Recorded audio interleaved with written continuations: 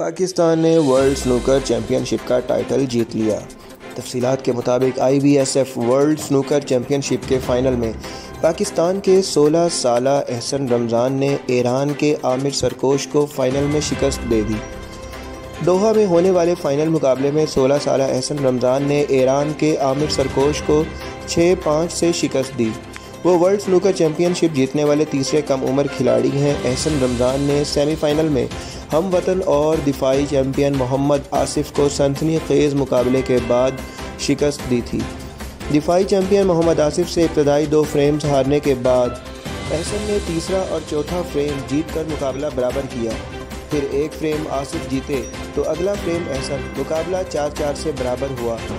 ताहम फैसला कुन फ्रेम में टेबल पर जब आखिरी रेड बॉल बाकी थी तो एहसन को एक स्नूकर दरकार था। उन्हें हिम्मत न हारी और आसिफ को फाउल में मजबूर करते हुए गेम में वापसी बनाई और फिर कलर बॉल स्पॉट करते हुए मुकाबला अपने नाम कर लिया।